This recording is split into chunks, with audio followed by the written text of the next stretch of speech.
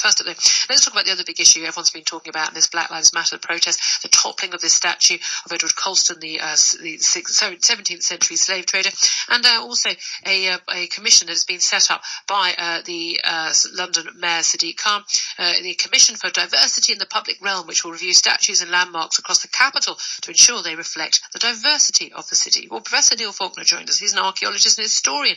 Good morning to you, Neil. Hello, Julia. Morning. Is it desirable? Is it a good thing that we should go around? I mean, forget forcefully toppling statues. I think most people think that's not acceptable, the polling seems to show. But taking down the statues and monuments to our past, when we know that our past doesn't necessarily match up to the morality of our present, should we do that? Oh, on the contrary, I think it's much better for them to be torn down as part of a mass protest. I think what happened in Bristol was a masterpiece of performance art. It took place in the context of a carnival of the oppressed, where a symbol of racism and slavery and imperialism was torn down precisely in the context of this global uprising of the oppressed across the world. That's what makes it so exciting. This doesn't happen to me very often, Professor Faulkner. I feel I'm almost speechless. A carnival of the oppressed. There were an awful lot of people in that crowd, as pointed out to me by a guest earlier, were white activists as well. There's nothing to think that any of the people involved in those protests were particularly oppressed compared to anyone else in this country. Tearing down and destroying public property just because you don't like it, is that something to be celebrated as performance art? That's just criminal activity. Trivialised it by focusing on... No, you trivialised it. No, I didn't trivialise it. I think it was a really serious act of criminal vandalism. We're talking about a piece of metal being torn off a stone plinth. Now, what's important about it is that it's a symbol of racism, slavery and imperialism. And actually, you can only say that people in that crowd are not oppressed if you are white and privileged and rich and pickled in Daily Mail prejudices.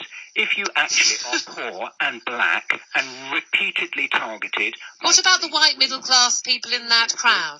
What about, Professor, what about the white middle class people in the crowd? You will know very well that there is oppression in Britain, that there's racism in Britain, that there are killer cops in Britain, and that there are pandemics of racism and violence, and also pandemics of impoverishment, of unemployment, of privatisation of public services that are tearing the social fabric apart, and all of that has fed into this great global uprising of the oppressed, which is right across the world now, led by black brothers and sisters in Black Lives Matter.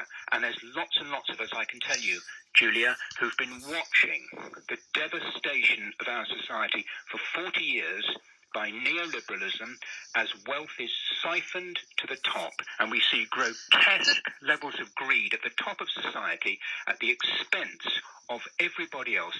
There are huge numbers of us who are delighted and inspired by what our black brothers and sisters in Black Lives Matter have initiated. Okay. That's the big story, Professor. Not a piece of metal coming off a stone plinth. Well, okay, then I'm sure you'll be happy if I pop round to yours, and for a piece of performance art, I decide to just sort of smash all of your windows because I'm angry at you. I don't think we allow that to happen in this country. This is the thing. You're saying, this is terrible oppression, a pandemic of racism and violence. The statistics suggest that is not the case. It is quite clear there is racism in all societies, not just white-dominated societies. There are certainly acts of oppression. There are certainly people in this country who are held back because of the colour of their skin for no other reason.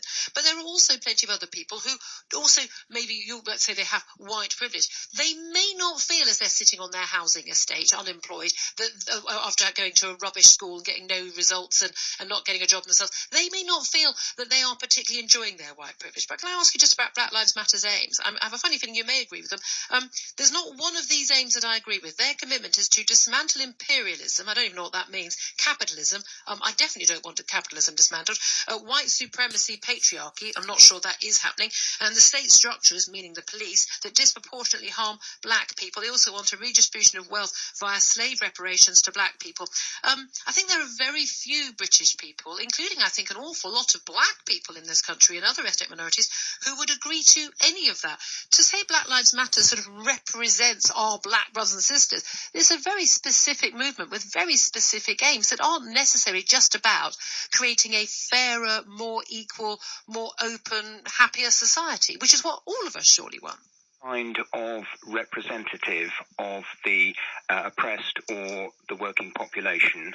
I don't think that you can speak for the oppressed and the working population. I'm not pretending to. I think you are. You're attempting to do so. You're attempting. No, I'm not.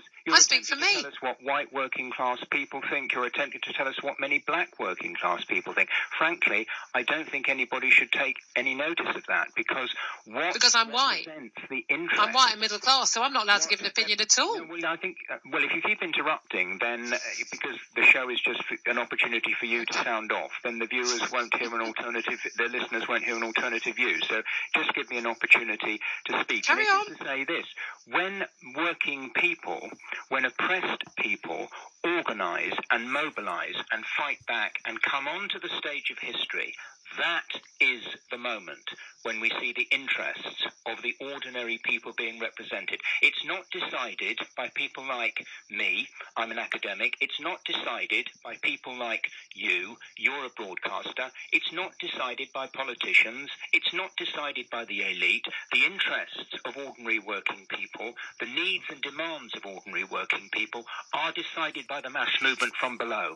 And shouldn't we have a vote about it, though? What we have seen in the last... With all due respect, Neil, we are. I'm only interrupting because we are stuck for time, and you just can't carry on talking for 2 hours because we don't have that much time. If we did, I would happily let you.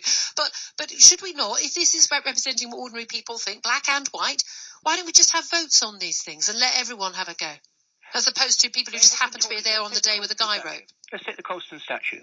They have been talking about that symbol of slavery in Bristol for years and years and years, and nothing has happened. Now it's been torn down, and lo and behold, all over Britain, we have people like Sadiq Khan in London, you mentioned him, we have mainstream politicians suddenly talking about whether or not we should reconfigure our... That wasn't my point. Could you address the point I made?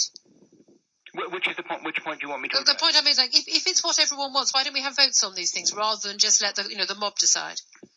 But it's not. You think it's a mob? Is that how you? You don't think that what coming onto the streets in order to defend? I think that people destroying property is a mob. Yes. Are the police in the United States, the paramilitary police in the United States, are they a mob?